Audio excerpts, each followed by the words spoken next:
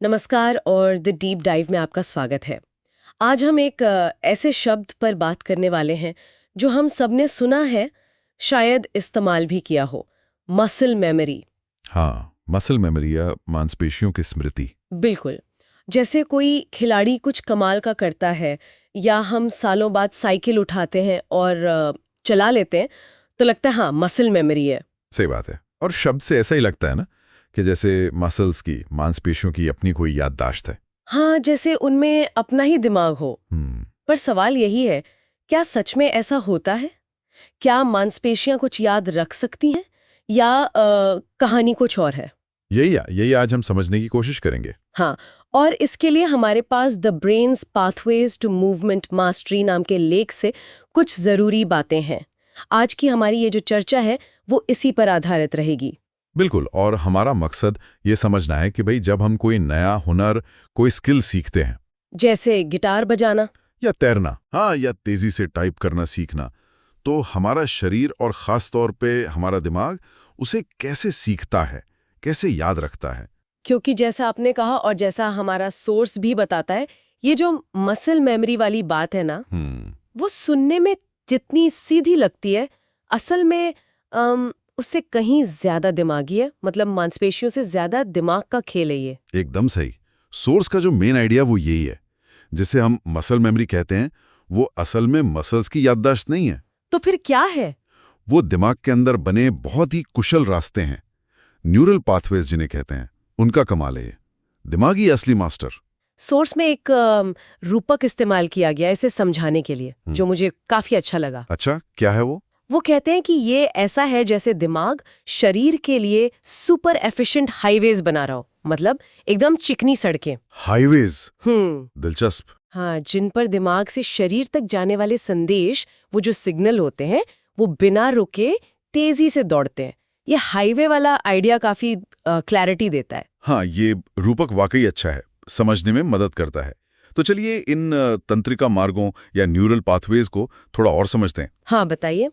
देखिए, हमारे दिमाग में अरबों न्यूरॉन्स होते हैं ना, मस्तिष्क कोशिकाएं। हाँ। ये पाथवेज उन्हीं न्यूरॉन्स के बीच बने कनेक्शंस हैं, नेटवर्क हैं। जब हम कोई खास काम करते हैं, मान लीजिए पहली बार गाड़ी चलाना सीख रहे हैं, ओके। तो दिमाग में न्यूरॉन्स का एक खास ग्रुप एक साथ एक्टिवेट होता है। अच्छा, तो जैसे उस काम के लिए खास सर्किट ऑन हो गया। और शुरू में शायद वो इतना अच्छा नहीं होता होगा, कच्चा सा। बिल्कुल सही। शुरू में वो सर्किट नया है, कच्चा है, सिग्नल शायद धीरे चलें या गलत रास्ते पर भी चले जाएं। हाँ, इसीलिए तो गलतियां होती हैं शुरू में, बहुत ध्यान देना पड़ता है। वही। लेकिन यहीं पर अभ्यास का रोल आता है। प्रैक्टिस सोर्सेस पर बहुत जोर देता है। हाँ, प्रैक्टिस मेक्स परफेक्ट। फिर ये होता कैसे है? मतलब दिमाग के लेवल पर क्या चल रहा होता है जब हम बार बार दोहराते हैं? होता यह है कि जब हम किसी काम को बार बार करते हैं तो उस काम से जुड़े न्यूरॉन्स बार बार एक साथ फायर होते हैं। फायर होते हैं मतलब एक्टिवेट होते हैं? हाँ, एक साथ एक्टिवेट होते हैं। और ये बार बार साथ में एक्टिवेट होने से उनके बीच का जो कनेक्शन है, जिसे सिनेप्स कहते हैं, वो मजबूत होता जाता है, ज्यादा एफिशिएंट हो जाता है। ओह। इसको साइंस की भाषा में सिनेप्टिक प्लास्टिसिटी या लॉन्ग टर्म पोटेंशिएशन कहते हैं। यही असल में सीखने और याददाश्त बनने का बेसिस है। अच्छा, तो हर बार जब हम प्रैक्टिस करते हैं, हम असल में उन खास न्यूरल कनेक्शंस को मजबूत बना रहे होते हैं। एकदम। वो हाईवे वाले रूपक पर वापस जाएं तो जैसे हर बार प्रैक्टिस करने से उस कच्चे रास्ते पर पहले गिट्टी डाली, फिर तारकोल बिछाया। हाँ हाँ, और आखिर में वो एक स्मूथ चौड़ा हाईवे बन गया। बिल्कुल सही एनालॉजी है। और जैसे जैसे ये हाईवे बेहतर होता है, सिग्नल ज्यादा तेजी से, ज्यादा सफाई से और कम रुकावट के साथ दिमाग से मसल्स तक पहुंचते हैं। और दिमाग को कम मेहनत करनी पड़ती है। हाँ, कम एफर्ट लगता है। इसमें दिमाग के कई हिस्से शामिल होते हैं। वैसे सेरिबेलम है जो कोऑर्डिनेशन देखता है। अच्छा। बेसल गैंग्लिया है जो आदतें और ऑटोमेटिक कामों में मदद करता है। फिर मोटर कॉर्टेक्स है जो मूवमेंट प्लान और कंट्रोल करता है। ये सब मिलके काम करते हैं। ये तो कमाल की इंजीनियरिंग चल रही है हमारे दिमाग में, और इसका नतीजा वो हमें अपनी रोज की जिंदगी में दिखता है। जब ये रास्ते, ये हाईवेज बहुत मजबूत हो जाते हैं, तो वो काम लगभग अपने आप होने लगता है, ऑटोमेटिक। हाँ, है ना? बिल्कुल। यही वो पॉइंट है जहां हम कहते हैं कि ये चीज मसल मेमोरी में उड़ गई। अब उसे करने के लिए हमें सोचना नहीं पड़ता, कॉन्शियसली। जैसे कोई पुराना ड्राइवर गियर बदलते वक्त या क्लच दबाते वक्त सोचता नहीं है। हाँ, या किसी म्यूजिशियन की उंगलियां अपने आप सही नोट्स पर पड़ती हैं। हाँ, या सुबह उठकर ब्रश करना, हम सोचते थोड़ी हैं कि हाथ कितना उठाना है। वो बस हो जाता है। सही कहा। सोर्स में एक लाइन है जो इसी फीलिंग को बताती है, your body remembers the skill. मतलब आपका शरीर उस हुनर को याद रखता है। भले ही अब हमें पता है कि ये दिमाग का खेल है, पर लगता तो ऐसा ही है कि जैसे वो हुनर हमारे शरीर में बस गया है। हाँ, और ये जो ऑटोमेटिसिटी है, ये स्वचालन, ये बहुत ज्यादा महत्वपूर्ण है। सोचिए जरा, अगर हमें हर छोटे काम के लिए, जैसे चम्मच से खाना खाने या शर्ट के बटन लगाने के लिए भी हर वक्त सोचना पड़ता, तो हमारा दिमाग कितना थक जाता। हाँ बिल्कुल, कोई बड़ा काम तो कर ही नहीं पाते फिर, है ना? दिमाग पर बहुत लोड पड़ जाता। जैसे कंप्यूटर में अगर हर छोटे प्रोसेस के लिए कमांड देना पड़े तो वो कितना स्लो हो जाएगा। एकदम वही बात। ये ऑटोमेटिसिटी हमारी मेंटल एनर्जी, जिसे कॉग्निटिव रिसोर्स कहते हैं, वो बचाती है। अच्छा। क्योंकि हमें उस काम की बेसिक चीजों पर ध्यान नहीं देना पड़ता। जैसे गिटार बजाते समय उंगली कहाँ रखनी है, तो हम अपना ध्यान उस काम के हायर लेवल एस्पेक्ट्स पर लगा सकते हैं। मतलब जैसे गिटार बजाते हुए गाने की फील पर या लिरिक्स पर ध्यान देना। हाँ।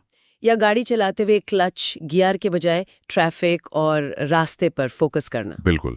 या किसी खेल में, मान लीजिए टेनिस में, खिलाड़ी ये नहीं सोच रहा कि रैकेट कैसे पकड़ूं या पैर कैसे चलाऊं, वो ऑटोमेटिक है। हाँ, अब वो अपनी एनर्जी लगा सकता है कि सामने वाला क्या करने वाला है, क्या स्ट्रेटेजी बनाऊं, शॉट में कितनी पावर डालूं। और यही बात सर्जन पर भी लागू होती है, या किसी आर्टिस्ट पर। बेसिक तकनीकें ऑटोमेटिक हो जाती हैं, तभी ध्यान बारीकियों और क्रिएटिविटी पर जा पाता है। तो ये सिर्फ फिजिकल कामों तक ही नहीं है, बल्कि जहां भी कोई प्रोसेस दोहराकर सीखा जाए, ये सिद्धांत काम करता है।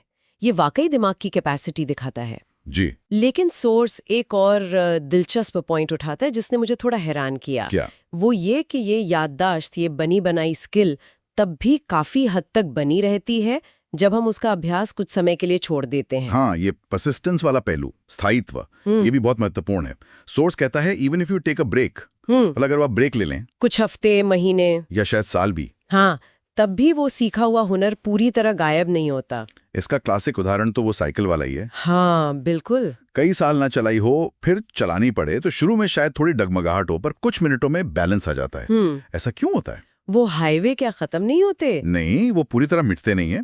समझिए कि उन पर थोड़ी धूल जम गई है। अच्छा। या ट्रैफिक कम होने से वो थोड़े रफ हो गए, लेकिन जो बेसिक स्ट्रक्चर है हाईवे का, वो न्यूरल कनेक्शंस, वो अभी भी मौजूद है। इसीलिए दोबारा शुरू करने पर जीरो से स्टार्ट नहीं करना पड़ता। बिल्कुल। इसे रीलर्निंग कहते हैं, और ये पहली बार सीखने से कहीं ज्यादा तेज होती है। हाँ, ये तो अनुभव किया है। क्योंकि दिमाग को पूरा नया रास्ता नहीं बनाना, बस पुराने बने बनाए रास्ते को साफ करना है, रीएक्टिवेट करना है, थोड़ा ट्यून अप करना है। परफॉर्मेंस शायद एकदम से पहले जैसी न हो, थोड़ी जंग लगी लगती है। हाँ, पर वो बेसिक क्षमता लौटाती है। क्या ये सभी तरह के स्किल्स के लिए एक जैसा होता है? मतलब क्या साइकिल चलाना भूलना ज्यादा मुश्किल है किसी गाने की मुश्किल धुन भूलने के मुकाबले? ये अच्छा सवाल है। सोर्सेस पे डिटेल में नहीं जाता, पर आमतौर पर माना जाता है कि जो काम ज्यादा प्रोसीजरल होते हैं। प्रोसीजरल मतलब जिनमें एक तय शारीरिक प्रक्रिया होती है, जैसे साइकिल चलाना, तैरना, वो ज्यादा स्थायी होते हैं। ओके। दूसरी तरफ जिनमें ज्यादा सोचने का काम या बहुत फाइन मोटर कंट्रोल लगता है, जैसे कोई मुश्किल म्यूजिक पीस या जटिल डांस स्टेप, उनमें टाइम के साथ थोड़ी ज्यादा गिरावट आ सकती है अगर प्रैक्टिस ना हो। लेकिन वहां भी जो बेसिक पैटर्न होता है वो अक्सर बना रहता है। ये समझना बड़ा दिलचस्प है कि